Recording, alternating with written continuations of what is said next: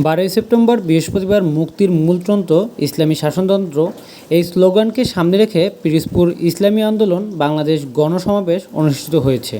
উক্ত গণসমাবেশে ইসলামী আন্দোলন বাংলাদেশ পিরোজপুর জেলা শাখার সভাপতি মাওলানা ইয়াহিয়া হাওলাদারের সভাপতিত্বে ও ইসলামী আন্দোলন বাংলাদেশ পিরোজপুর জেলা শাখার সেক্রেটারি মোহাম্মদ মনিরুল হাসানের সঞ্চালনায় উক্ত সমাবেশে প্রধান অতিথি হিসেবে উপস্থিত থেকে মূল্যবান বক্তব্য রাখেন ইসলামী আন্দোলন বাংলাদেশের সিনিয়র নায়েবে আমির আলহাজ হজরত মাওলানা মুফতি সৈয়দ মোহাম্মদ ফয়জুল করিম।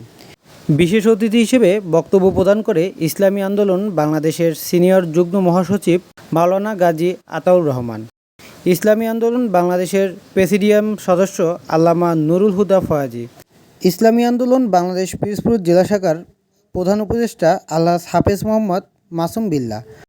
আরও বক্তব্য রাখেন আলহাজ হজরত মাওলানা মুফতি মোহাম্মদ আলামিন সাইফি। ইসলামী সঙ্গীত পরিবেশন করেন মোহাম্মদ আমির হামজা। প্রধান অতিথি তার বক্তব্যে বলেন, ভারতের পানি আগ্রাসন বন্ধে কার্যকরী ব্যবস্থা গ্রহণ করতে হবে। ছাত্র জনতার গণবিপ্লবে সংঘটিত গণহত্যার বিচার দ্রুত করতে হবে। দুর্নীতিবাজদের গ্রেপ্তার ও অবৈধ সম্পদ বাজেয়াপ্তকরণ করতে হবে। তিনি আরও বলেন, বিগত সরকার দেশটাকে লুটেপুটে খেয়েছে, এখন অন্যরাও লুটেপুটে খাওয়ার পায়তারা চালাচ্ছে। এরকম দুর্নীতিবাজ যেন ক্ষমতার চেয়ারে না বসতে পারে, এজন্য সবাইকে জাগ্রত থাকার আহ্বান জানান।